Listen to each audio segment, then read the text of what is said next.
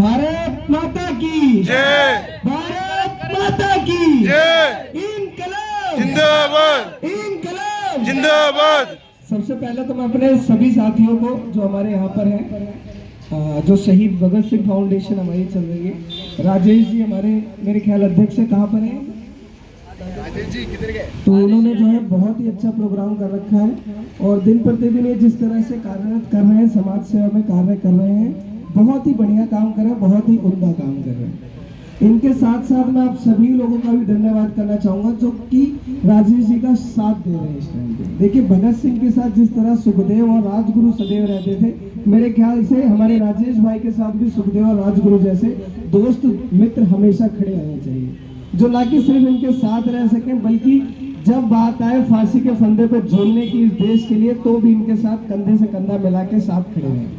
ये युवा पीढ़ी है, हम सभी को जो है जागृत होना होगा, हम सभी युवाओं को उठना होगा इस देश के लिए, इस देश को बदलने के लिए, इस देश के बदलाव के लिए। आप जैसा कि आपको पता है, आप लोग भगत सिंह जी को जो है फॉलो कर रहे हैं, भगत सिंह जी को अपना आदर्श मान रहे हैं। मैं भी बहुत ज़्यादा इनसे जो है इंस्पायर होता हूँ और हमेशा इंस्पायर रहता हूँ। अब मेरे ख्याल से समाज में जो भी व्यक्ति, जो भी युवा शक्ति अगर समाज में कोई कार्य कर रहा है तो वो शायद इन्हीं से इंस्पिरेशन लेता है, इन्हीं को अपना आदर्श मान के चलता है। एक ऐसे व्यक्ति जिन्होंने 23 साल की उम्र में फांसी का फंदा चूम लिया था, तो मेरे ख्याल से इनसे बड़ा आदर्श हमारे और कोई युवा पीढ़ी में हो नहीं सकता। तो एक बार भगत सिंह जी के लिए जो है जोरदार ताली हो जाए और इनके विचारों को जो है अपने दिलो दिमाग में इसी तरह से घुसाने की कोशिश करें कि 365 दिन भगत सिंह के आदर्श, भगत सिंह जी के विचार हमारे दिलो दिमाग में हमेशा बरकरार रहे। एक छोटी सी जो लॉ है हमारे राजेश भाई ने जो जगा रखी है आप सभी युवाओं के अंदर, उस लॉ को धीरे धीरे तेज कीजिए, भाई का साथ दीजिए, बहुत अच्छा काम कर रहे हैं। और इस समय पर अगर कोई युवा पीढ़ी हमारे साथ काम कर रही है तो सबसे बड़ा दायित्व तो बनता है उसके आसपास के मित्रों का, उसके दोस्तों का, उनके छोटे भाइयों का, बड़े भाइयों का, कि वो उनका साथ दे सके। आपको पता है कि एक ये जो हमारा इवेंट है, इसको ऑर्गेनाइज करने के लिए मेरे ख्याल से बहुत ही ज़्यादा मेहनत लगती है, बहुत ज़्यादा संघर्ष लगता है। आप एक एक व्यक्ति को मैं समझ सकता हूँ क्योंकि मैं भी एक फाउंडेशन रन कर रहा हूँ, यूथ ऑफ यंगस्टर फाउंडेशन। एक एक व्यक्ति को समय देना, एक एक व्यक्ति को कॉल करना कि सर आइए, ये इवेंट है हमारा, आज भगत सिंह का है, आज चंद्रशेखर आज़ाद जी का है, जो भी क्रांतिकारी है हमारे यहाँ देश में, जो भी गतिविधि चल रही है उसके रिलेटेड कोई भी काम करने के लिए बहुत ज़्यादा मेहनत लगती है। एक एक व्यक्ति को अगर कोई काम दे रहा है या कार्य दे रहा है तो उसमें इनका सबसे ज़्यादा समय जाता है और इसके बदले मिलना कुछ भी नहीं, सिर्फ और सिर्फ आप लोगों की दुआ और आशीर्वाद इनको सिर्फ मिलेगा। तो ये राजेश जी का जो है आप लोग साथ दीजिए, इस समय पर इतना अच्छा कार्य करना कोई छोटी बात नहीं है।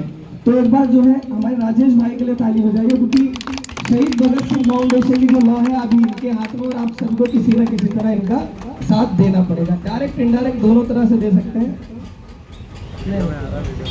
तो ये चीजें साथ साथ ही जैसे भाई हमारे एडवोकेट भी हैं तो आपको बाकी चीजों का भी जो है लाभ इनसे अच्छे तरह से मिल जाएगा और नॉलेज तो मेरे ख्याल से भाई के अंदर बहुत ज्यादा होगी क्योंकि एडवोकेसी है इनके पास।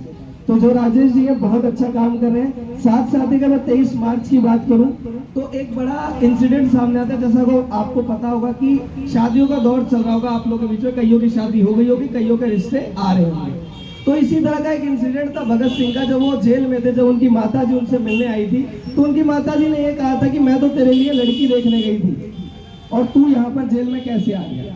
तो उन्होंने ये बात कही थी कि माँ मैं जो है तेरे लिए ऐसी बहू लेके आऊंगा कि दुनिया में कोई ऐसी बहू लेके आया नहीं होगा। बाकी बहुएं आती हैं, बाकी बहुएं आती हैं, घर में काम करती है, कलेश होता है थोड़ा बहुत आपस में, जैसे कहते नहीं कि चार बर्तन रहते हैं तो खटकते जरूर हैं, तो वो बहू आएगी तो खटके के बर्तन, लेकिन मैं ऐसी बहू लेके आऊंगा जो अभी तक पूरे देश में नहीं होगी। वो बहू होगी आजादी, जो आजादी नाम की दुल्हन थी जिसको भगत सिंह लेके आए, और वो आजादी नाम की क्रांति थी जिसको उन्होंने सभी युवाओं के अंदर जगाया।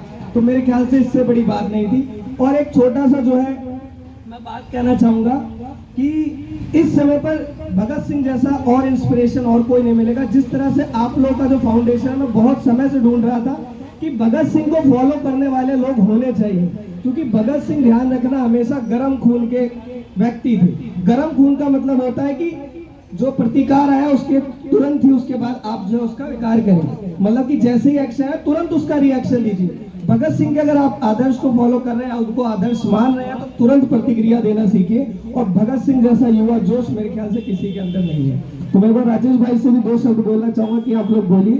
बहुत बहुत धन्यवाद आपका। आप सभी को भगत सिंह की जयंती की अनेक अनेक शुभकामनाएं।